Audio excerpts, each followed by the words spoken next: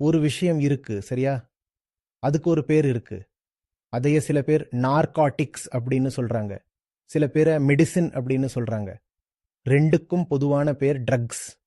நீங்க மருந்து கடைக்கு போகும்போது அங்க கெமிஸ்ட்ஸ் அண்ட் ட்ரக்கிஸ்ட்ஸ் அப்படின்னு எழுதி இருக்கிறத பார்த்துருப்பீங்க.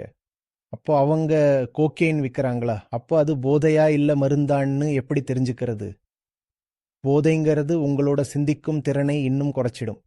நீங்க ஏன் போதை பழக்கத்துக்கு உள்ளாகிறீங்கன்னா, உங்களுக்கு ஒரு ஆங்ஸைட்டி இருக்கும்போது, அல்லது நீங்க ரொம்ப சோகமா, ஏமாற்றமா, மன அழுத்தத்துல இருக்கும்பொழுது தான் போதையை நாடுறீங்க. போதையால நீங்க கொஞ்சம் கொஞ்சமா சிந்திக்கும் திறனை இழந்து ஒரு ஊனமுற்ற நிலைக்கு தள்ளப்படுவீங்க. ஆனா மருந்து என்ன பண்ணும்? மருந்து உங்களை இன்னும் சிறப்பாக்கும். ஏதோ ஒரு மனரீதியான நோய்க்காக நீங்க மருந்து எடுக்கிறீங்கன்னா, அது மூளையை மழுங்கடிக்காது. அது மூளையை இன்னும் கூர்மையாக்கும். உங்களுக்குள்ள இருக்கிற அந்த தெளிவற்ற நிலையை அது நீக்கும். ஆனா போதையை போட்டுட்டு நீங்க அடுத்த நாள் காலையில எழுந்திருக்கும் பொழுது அந்த தெளிவற்ற நிலை இன்னும் அதிகமாகத்தான் இருக்கும்.